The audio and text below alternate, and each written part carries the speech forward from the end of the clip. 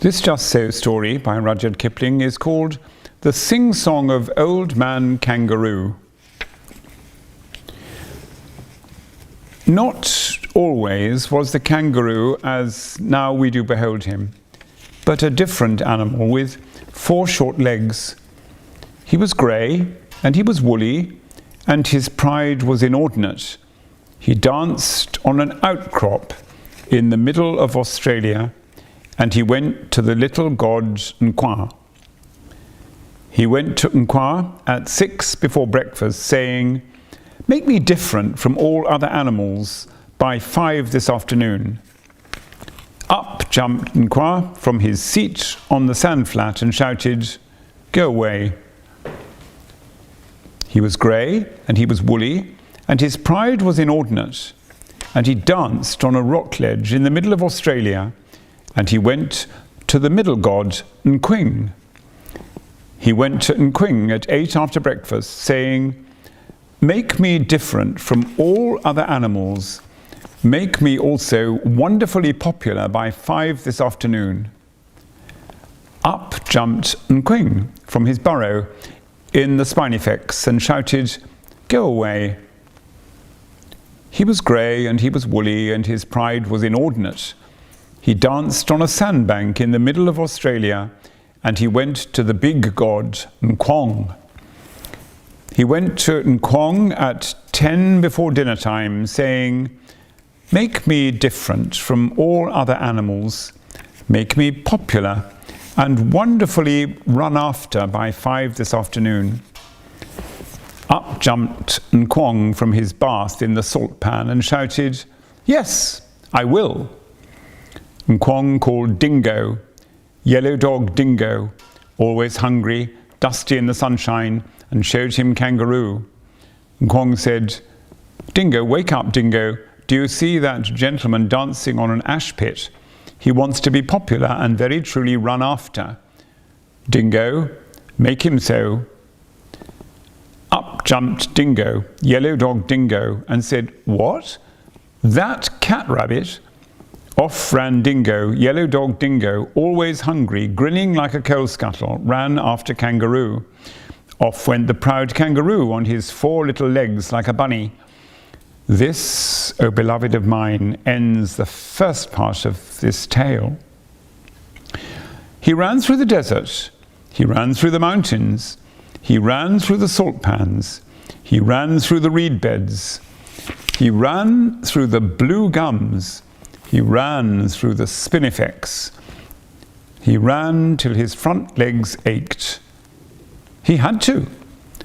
But still ran Dingo, yellow dog Dingo, always hungry, grinning like a rat trap, never getting nearer, never getting farther, ran after Kangaroo.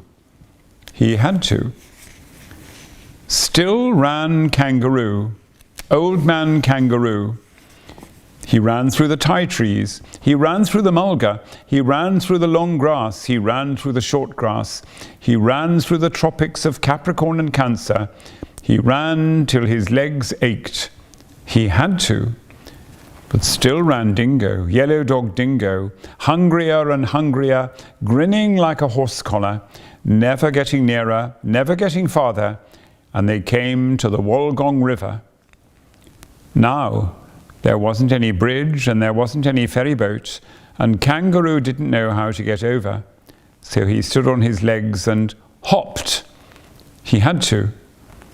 He hopped through the flinders, he hopped through the cinders, he hopped through the deserts in the middle of Australia. He hopped like a kangaroo. First he hopped 1 yard, then he hopped 3 yards, then he hopped 5 yards, his legs growing stronger, his legs growing longer. He hadn't any time for rest or refreshment, and he wanted them very much. But still ran Dingo, yellow dog Dingo, very much bewildered, very much hungry, and wondering what in the world or out of it made old man Kangaroo hop.